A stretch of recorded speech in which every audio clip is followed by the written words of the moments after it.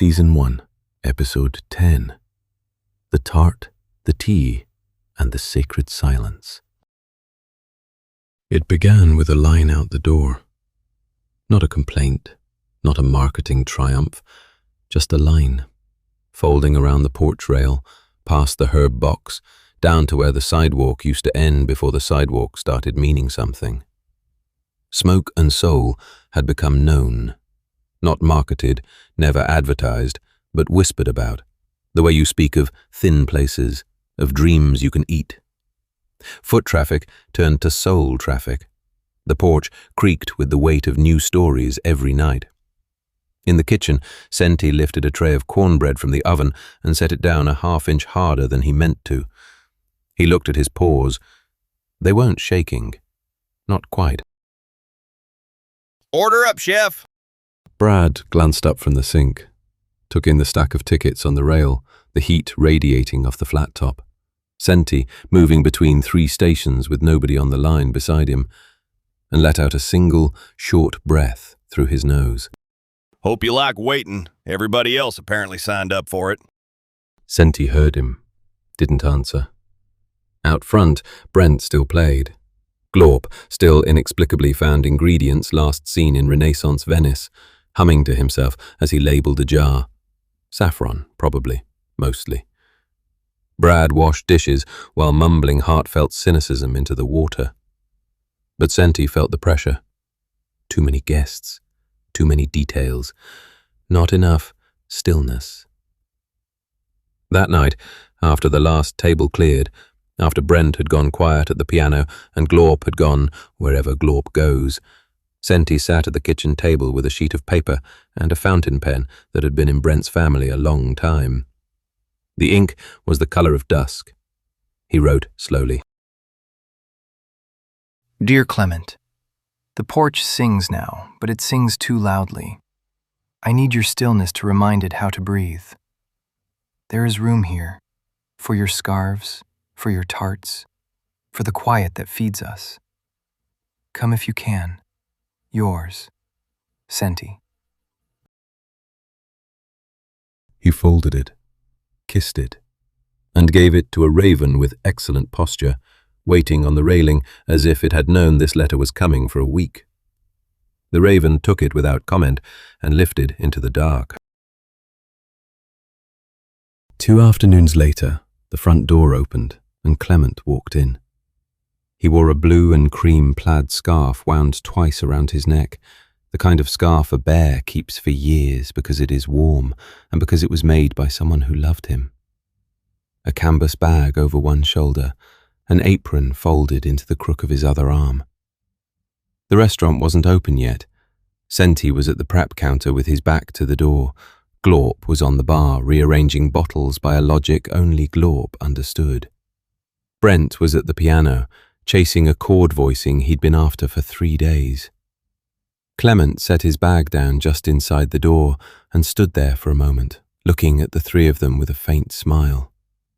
Then he cleared his throat very softly. Hello. Clement, you came! Senti crossed the room faster than he'd moved all week. He wrapped both arms around his cousin and held on longer than he meant to. Clement returned the embrace with both paws, one hand resting between Senti's shoulder blades, and he held on back. Hello, cousin. Cousin Clement, I've so missed you, and I'm so glad you decided to make the journey. You wrote, and I felt called to be by your side once again. When they stepped apart, Senti's eyes were wet. Clement's weren't, but the smile on his face had deepened a degree, and he let one paw rest on Senti's arm a second longer than strictly necessary. From the bar, Glorp had gone still in a way Glorp never went still. "Cousin!" He vaulted the bar, actually vaulted it, crossed the room in 3 strides, and threw both arms around Clement. Clement laughed, out loud, briefly, with real surprise in it, and he hugged Glorp back with both paws, pounding him once between the shoulder blades. Glorp, you smell like juniper and bad decisions. Thank you, cousin. I've been working on it. I can tell. From the piano, Brent had stopped playing. He stood, came around the instrument, and crossed the room with the easy gladness of someone meeting a man he's heard about for years. Clement, I'm Brent. I know. Senti writes about you. Oh. It's good to finally put a voice to the name. They shook. Clement held Brent's hand a beat longer than a polite handshake, looking at him with the attention of someone who listens for a living. Then he released it, nodded once, and turned back toward his bag. I brought a few things. A pot that travels well, some oolong, I trust, and I thought, if the kitchen has room tonight, I might make a small dessert. The kitchen has room, certainly. Then I'll need a small burner and your quietest bowl. My quietest bowl? You'll know the one. Senti did. He reached up to the top shelf and brought down a pale ceramic mixing bowl that had been in the family a long time, the one he never used for anything loud. Clement took it with both paws and nodded once. That was the hello that mattered. Clement worked at the prep counter for most of an hour. He tied his apron with the absent ease of a bear who had tied a lot of aprons in a lot of kitchens. He moved without waste, no flourish, no hurry. He asked for nothing. He found what he needed on his own, sometimes pausing to study a shelf for a long moment before reaching for what sat on it. When he opened a small earthenware jar near the back of the dry pantry and lifted the lid, he went very still. He lowered his nose to the opening. He closed his eyes.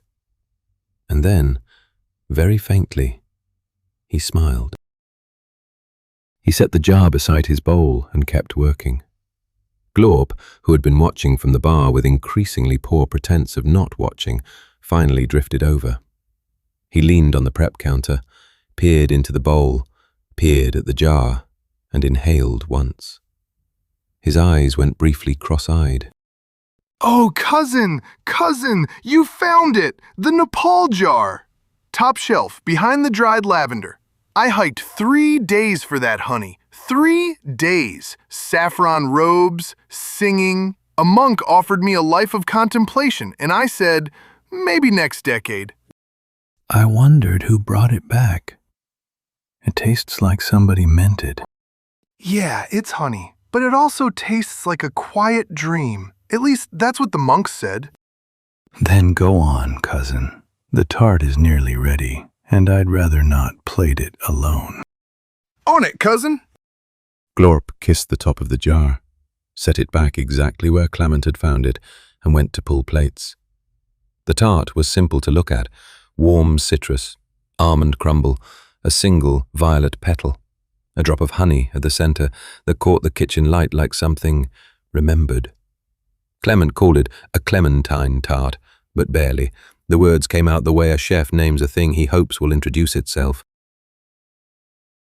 That first night, Clement sent 4 tarts out, on the house, to 4 tables chosen quietly by Senti: a regular, a couple on an anniversary, a woman who always sat alone, a pair of friends who had been laughing too hard all evening. People who tasted it paused before the second bite, as if the moment itself asked for permission. The tarts weren't listed on any menu. There was only enough for 4 tables. The word transcended was murmured by those who tasted the tart, and the room got quieter by half a degree, and nobody talked over the piano for the rest of the service. That first night, Clement did not work the dining room. He stayed in the kitchen, washed his own bowl, dried his own pot, and hung his scarf over the back of a chair as if he had been doing so in this kitchen for years.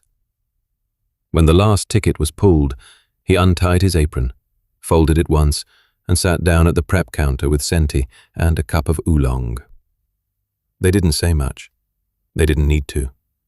Glorp joined them eventually with 3 fingers of something amber and an expression of quiet satisfaction. Brent came in last, piano stool abandoned, and took the fourth chair. This is a good kitchen. It's yours too now, if you want it. I'd like that. Upstairs there was a small room Senti had made up weeks ago without telling anyone. A bed, a window, a kettle, a single candle on the nightstand. Clement carried his bag up himself, lit the candle, sat on the edge of the bed and breathed for a long time. Then he blew the candle out and slept. A week later, Clement performed his first tea service. He had been in the dining room for 7 nights by then. Not serving, not performing, just watching through the pass. Sometimes sitting at the bar with a cup of his own tea, sometimes walking the floor and refilling water for tables that hadn't asked. He learned the rhythm of Brent's sets. He learned the exact moment Glorp lit his nightly flambe.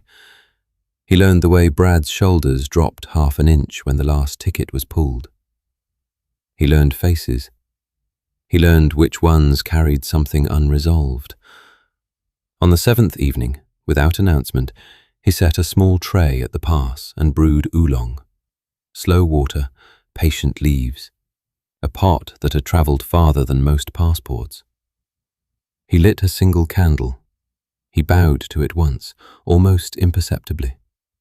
Then he picked up the tray and walked out into the room. He served only 3 cups that night. The first went to a man in the corner who always kept his coat on. Clement set the cup on the table, sat down across from him without asking, and waited until the man looked up. You lost something in September. The man didn't answer. He looked at Clement for a long moment, then at the tea, then back at Clement. He didn't ask how Clement knew. He just set his cup down and, after a long time, he set his coat down too. The second cup went to a young woman at the bar who had been talking too fast all evening about nothing in particular. Clement slid onto the stool beside her, set the cup down between them, and waited until she finished her sentence. You are not too much. You never were. She went very still, the way a deer does when it realizes it has been seen. She didn't cry. She just picked up the cup with both hands and held it. The third cup went to a child at table 4, a child nobody was sure had come in with anyone. Clement knelt so his eyes were level with hers, set the cup gently on the table, and spoke so quietly only she could hear. Your real name is safe with me. The child smiled. Nobody asked whose child she was. Nobody ever would. Clement walked back to the kitchen with the empty tray. He rinsed the pot, set it upside down on a towel to dry, and went back to prep work as if nothing had happened. But the dining room had gotten quieter, not awkward, holy. Even Glorp, mid-martini flambe, slowed down. He set his torch on the bar, watched the candle on Clement's tray for a moment, and then, without being asked, took his flame down to a candle's worth of his own. Room's breathing different. Got a match. Brad walked in from the dish pit carrying a stack of saucers, saw the candle, stopped, set the saucers down, and bent to untie his shoes. Nobody asked him to. He left them by the kitchen door. At the piano, Brent looked up. He'd been playing something up-tempo, a little monk, a little Hiromi, the kind of thing the room had been asking for all week. He let the phrase finish, let his hands rest on the keys. Then he found something slower, a melody he didn't remember learning, the kind of song that sounds like it has been in the room longer than the room. He didn't decide to quiet down. The room decided for him. From the kitchen doorway, Senti watched. He didn't cry, not quite, but he felt something real crack open. The piece of himself that had once feared stillness might be mistaken for absence. The kitchen was warm behind him. The dining room was warmer ahead. He stood in the threshold between them for a long moment, and then he crossed it. At the end of that night, Senti brought Clement a plate. Fried green tomatoes, peach compote, a slice of cornbread still warm from the late batch. Clement took the plate with both paws. He set it down. He did not eat yet. He placed one hand gently on Senti's paw. You built a cathedral. We just built a basement. Same thing, cousin. One's just underground for a while.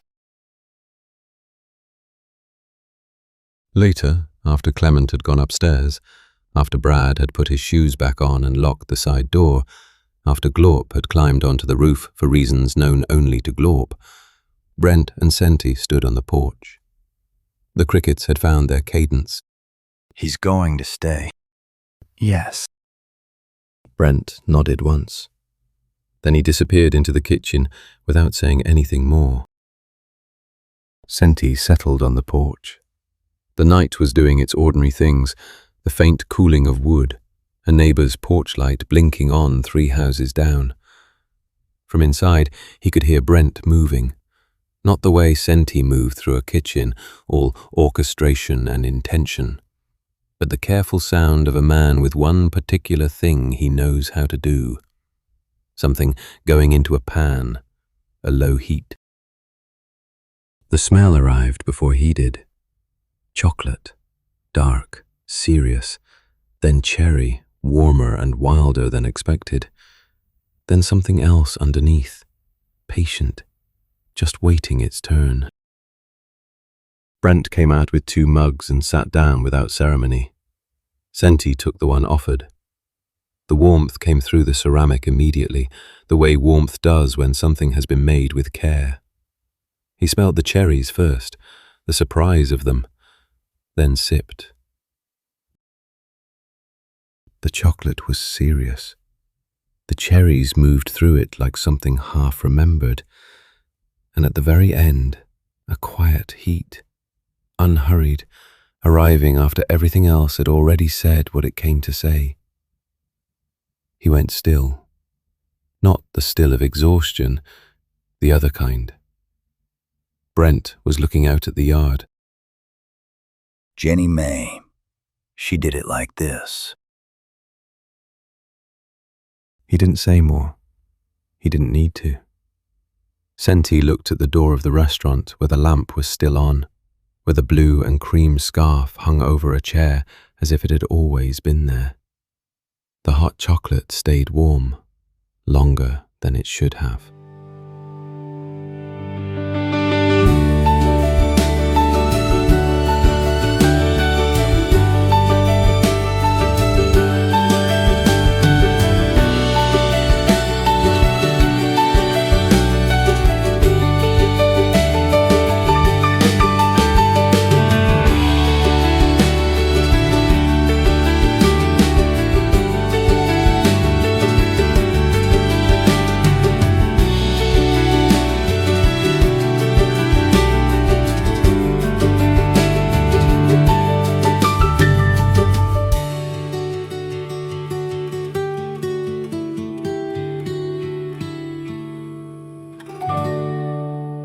Porchlandia is an original work created by Brent Brooks. All stories, characters and music are protected under copyright 2026. All rights reserved. The porch light stays on.